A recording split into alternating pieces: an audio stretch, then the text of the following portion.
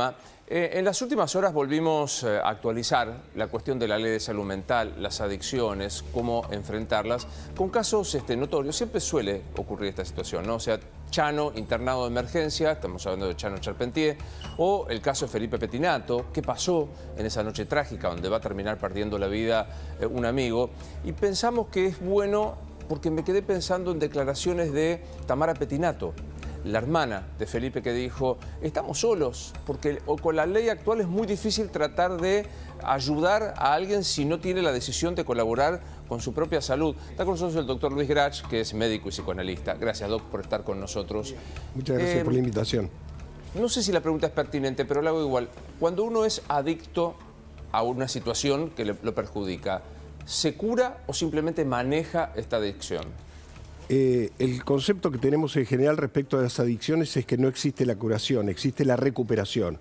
Una persona puede pasarse el resto de su vida recuperada, supongamos que es alcohólica o consumidora de cocaína, en la medida en que no consume, está en estado de recuperación. Es por eso que si uno asiste a una reunión de Alcohólicos Anónimos, de pronto encuentra que una persona dice: hoy se cumplen 24 años, 14 días que no tomó alcohol. Y uno dice: ¿qué hace esta persona aquí? Esta persona está aquí cumpliendo con su proyecto de recuperación, porque sabe que si vuelve a probar el alcohol, tiene con el alcohol lo que los psicoanalistas llamamos un apego patológico. ¿Qué es un apego patológico? Porque usualmente nosotros tenemos tradicionalmente la idea de que ser adicto es como tener un vicio. Y hoy en día las neurociencias han demostrado que las adicciones son enfermedades mentales. Tienen una parte psicológica y una parte biológica que tiene que ver fundamentalmente con la liberación de un neurotransmisor que se llama dopamina. Ahora, hago un punto y seguido porque me parece súper interesante para los ignorantes. ¿Es adicto el que quiere decir: yo quiero consumir tal droga o tal alcohol, entonces me voy a hacer adicto? ¿O orgánicamente es adicto el que puede por su estructura psicofísica? Es excelente la pregunta. En principio, podemos ser adictos a cualquier cosa. Podemos ser adictos al trabajo, podemos ser adictos a la gimnasia, podemos ser adictos al juego, podemos ser adictos a sustancias. Todo depende de que desarrollemos o no esto que yo te decía recién, Luis, del apego patológico. ¿Qué quiere decir tener un apego patológico? El apego patológico es una vinculación obsesiva que una persona tiene con otra persona, con una sustancia o incluso con una idea. Ahora, ¿qué características tiene que tener una persona para que yo diga es adicta o tiene un apego patológico con una sustancia? Por ejemplo, tiene que tener, primero, una insatisfacción crónica. El uso de eso le va generando constantemente, consume, pero al mismo tiempo tiene más necesidad de consumir. Eso, desde el punto de vista médico, se llama tolerancia. Es lo mismo que pasa con ciertas medicaciones, que vos tomás esa medicación, el organismo se acostumbra y para tener el mismo resultado tenés que incrementar la dosis. Pasa con la cocaína, pasa con las benzodiazepinas. Eso se llama tolerancia. La segunda característica que tiene que tener una persona para desarrollar un apego patológico es que tiene que tener una pérdida del autocontrol. Todos nosotros tenemos un control, podemos decirle que no a ciertas cosas.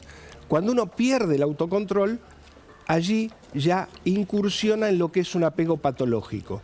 La tercera característica del apego patológico es tener un síndrome de abstinencia. ¿Qué quiere decir? Que si yo interrumpo el consumo de algo, empiezo a tener una crisis de angustia, una crisis de ansiedad y una necesidad biológica de consumir en algunos casos. No es solamente psicológica la necesidad. Y la cuarta característica para poder decir que alguien tiene una adicción, un apego patológico, es que aún sabiendo que algo me hace daño, no puedo dejar de consumirlo. O sea, el apego patológico básicamente es la imposibilidad que tiene un sujeto de renunciar a un deseo. Ahora, también hay un sustrato biológico. Ahí te vuelvo a preguntar, te voy a tuitear porque aparte somos tocayo. Digo, ahí te pregunto, sí. Perdón la autorreferencia, amigo queridísimo que decía: yo la manejo la cocaína. Por supuesto que no la manejó y falleció, quiero decir. Sí. ¿Existe esta fantasía de que alguien maneja el consumo de una sustancia, alcohol, cigarrillo, marihuana o cocaína, ¿existe una persona que puede manejar esto? No, no existe. Y si existe, no es un adicto. Justamente, fíjate vos una cosa, Luis, uno de los efectos subjetivos que produce el consumo de cocaína es un estado de elación del yo, un estado de omnipotencia. Sí. Yo, si consumo cocaína, me voy a animar a hacer un montón de cosas que normalmente no haría. Iría a un boliche, hablo con cualquier chica, me siento eufórico, tengo una sensación de agrandamiento de mi yo y de incremento de mi narcisismo. Entonces, eso hace de que el adicto crea que puede manejar o durante un tiempo, al principio puede manejar. ¿Por qué? Porque cuando vos consumís, por ejemplo, cocaína, haces un pico de euforia y después no volvés al estado habitual, sino que te vas un poco más abajo. Entonces ahí mismo también necesitas una dosis mayor. También, como te decía al principio, Luis, hay un sustrato biológico que las neurociencias han demostrado y es que el consumo de cualquier sustancia para cualquier adicto produce una liberación de un neurotransmisor que se llama dopamina dentro del cerebro.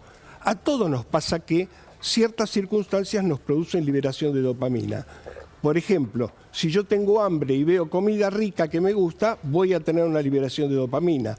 Si me encuentro con amigos o seres queridos, voy a tener una liberación de dopamina. Si voy a tener relaciones sexuales, me pasa lo mismo. Lo que pasa es que el adicto se vuelve esclavo, empieza a necesitar desesperadamente esa liberación de dopamina y entonces es eso lo que busca, cayendo lamentablemente en lo que yo decía al principio del apego patológico. Y eso, es importante eso, discúlpame, para que dejemos de considerar al adicto como un vicioso, como alguien que carece de voluntad, como un tipo que no... Ponele garra, no tenés voluntad para dejar. No le pone garra. Claro, sí. Cuando no hay sustancia y cuando la ¿hay una diferencia cualitativa en el tipo de adicción o es lo mismo? Pienso, no sé, adicción al juego, al sexo, que no tienen sustancia, pero... Desde el punto de vista estructural, psicológico, es lo mismo. ¿Por qué? Porque en ambas situaciones hay una estructura de personalidad básica que es narcisista. El sujeto narcisista necesita la gratificación que le venga del mundo externo. Así como las personalidades narcisistas buscan popularidad, buscan ser reconocidas, la gratificación viene de afuera. En cambio, la autoestima es la valoración que todos nosotros tenemos que nos viene de adentro. El adicto tiene una estructura básica narcisista de personalidad, por lo cual está siempre requiriendo algo. O quiere ganar dinero mágicamente y entonces se hace adicto al juego, y tiene siempre una fantasía omnipotente que se va a enriquecer mágicamente y que él va a poder sortear el obstáculo del esfuerzo diario y del trabajo. Lo mismo pasa con cuando uno tiene una adicción a las personas. Cuando una persona tiene un apego patológico con otra y establece con esa persona una dependencia emocional tan grande que también en ausencia de esa persona tiene un síndrome de abstinencia y cumple con los requisitos del apego patológico. Claro. Cuando la ve a esa persona, cuando se encuentra, tiene una liberación de dopamina, que es lo que el adicto se vuelve adicto, digamos así, a la sensación subjetiva placentera que te ocurre. O sea que no es más difícil una que la otra para dejar, digo. No, aunque tenga, o sea, que la adicción a un objeto, por decirlo de una manera, o la adicción a una actividad genera exactamente la misma liberación de dopamina. No solamente, sí, exactamente, no solamente eso, sino que además hoy en día tenemos adicciones nuevas, la adicción a Internet, otra que se llama nomofobia, que es no mobile fobias. Yo salgo de mi casa, llego a la esquina de mi casa, me doy cuenta que no tengo el celular, vuelvo corriendo porque tengo la sensación de que no voy a poder pasar este día. Nosotros estamos nomofóbicos, entre otras cosas. Y ibas a preguntar, Guadalupe, perdón. Sí, no, con respecto a las razones, ¿no? ¿Por qué una persona puede tener un consumo recreativo, por ejemplo, alcohol o fumar un cigarrillo de vez en cuando y no hacerse adicto y otra persona se hace adicta? ¿Tiene que ver con sus experiencias en la infancia, con un tema psicológico, con una predisposición genética? Es excelente tu pregunta. Yo antes estaba explicando respecto de lo que es el narcisismo me faltó decir que hay una relación inversamente proporcional entre el narcisismo y la autoestima. Cuanto más alto es el narcisismo, más baja la autoestima. Respecto de eso, hay dos razones fundamentales por las cuales en el modelo de crianza una persona va a tener un narcisismo alto o bajo. Supongamos que un niño, supongamos que vos tenés tu primer hijo, ¿sí? Nace tu bebé y en cuanto el bebé nace, la primera necesidad que va a tener es la de alimento, o sea, va a llorar cuando tenga hambre. Si es tu primogénito y vos querés que tu hijo o tu hija tengan una vida maravillosa, no tengan ninguna frustración, vivan regidos por el principio del placer, lo que vas a hacer es darle la teta apenas se queja. Con lo cual vas a construir una personalidad poco tolerante a la frustración. Claro. Cuanto menos tolerante a la frustración es una persona, más expuesta está para, digamos, incurrir en un apego patológico y en una adicción. Súper interesante esto que pregunta. Claro. Y tengo una pregunta, digo, porque hoy hay toda una discusión respecto de la legalización o no de algún tipo de sustancias. Yo creo que estamos hablando de un escenario que no existe, porque la gente se imagina consumos de sustancias. Hoy en la diaria hay consumos de pastillas, de sustancias como la ketamina, como el GH y como todo, que se hace de manera recreacional. ¿Está bien decir que se hace de manera recreacional o se corre el riesgo de generar un apego patológico? Es un tema muy controversial, es muy interesante lo que vos planteás porque en general los psicoanalistas pensamos que la prohibición estimula el deseo. Lo prohibido es obligatorio, ¿no? No sé si es obligatorio, pero es un estimulante importante del deseo. Claro. Si yo llego a mi casa y escondo algo en un cajón, lo más probable es que las personas que conviven conmigo van a estar muy interesadas en querer saber qué contiene ese sobre. Ahora, si yo llego y lo dejo sobre la mesa, a nadie le va a interesar. Esto tiene que ver también con lo que acaba de ocurrir en Estados Unidos, en Texas, que es un tema también muy controversial. ¿Está bien la libre venta de armas o la libre venta de armas hace que ocurran con mucha más frecuencia episodios como estos donde un paciente psicótico severamente perturbado va, se compra un arma y realiza una matanza? Yo creo que en general,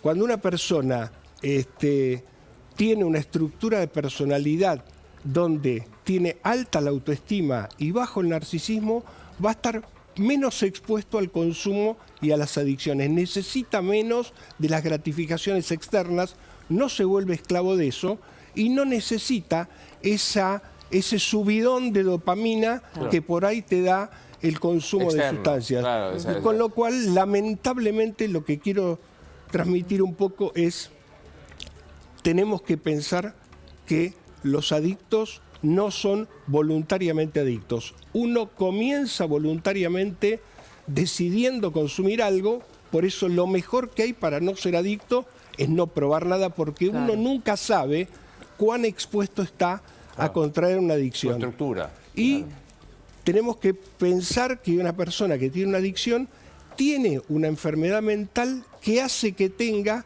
desesperación por esa persona, por esa sustancia con la cual desarrolló este apego patológico. Luis, estamos hablando mucho de los adictos, ¿no? Del protagonista, pero también hay un alrededor, y lo podemos ver muchas veces en notas.